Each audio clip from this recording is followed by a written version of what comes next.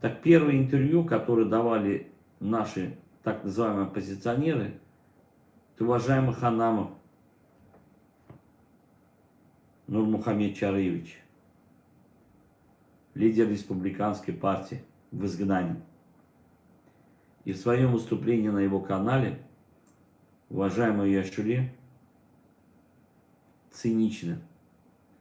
Мне стыдно за вас, но мне сейчас приходится об этом говорить. Я долго молчал, терпел, но я хочу, чтобы тоже очнулись, уважаемый Нурмухамед Чариевич. Как-никак мы дальние родственники с туркменского Техаса, как я называю Теджи. И ваш уважаемый отец, Яхтанер Яхтоводсон, был уважаемым человеком Теджини, руководил большим хозяйством. А вы на этом канале, у этого Эркинсес, если вы забыли, напомню, вы начали разговор, что в России да плохие дороги, а в Турции хорошие дороги. Что вы не знали, что этот человек гуленовский пропагандирует идеи ФЕТО? Вы тогда ему рассказали, почему вы уехали из Турции. Ну, потому что вы уже не были послом. И турецкая власть еще лояльно к вам отнеслись, уважая вас как личность. А вы у него в канале рассказывали, что ваши дети из-за плохих дорог погибли, что в этой гибели виноват режим Туркменбаши и виноват российские спецслужбы.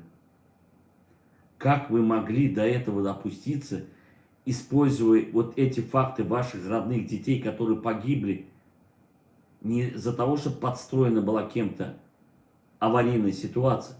Вы же это прекрасно понимаете. И вы сейчас используете смерть своих детей, царство небес, земля будет пусть им пухом. Вы начинаете свой авторитет поднимать перед туркменским народом. Вам это тяжело слушать, я понимаю, от моих уст. Но надо говорить правду. Я в этот же день ваше выступление отправил вашему родственнику.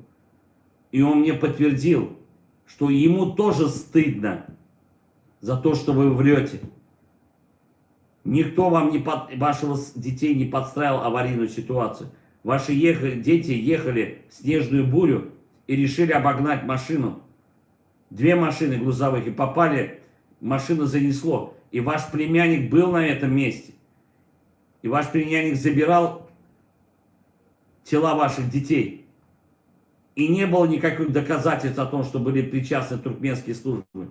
И Туркменбаши в то время выступал, сказал, никакой причастности нет, тем более российских спецслужб.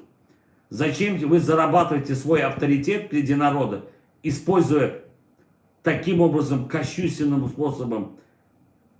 Вам не стыдно с седыми волосами об этом говорить на этом канале, не имея доказательств?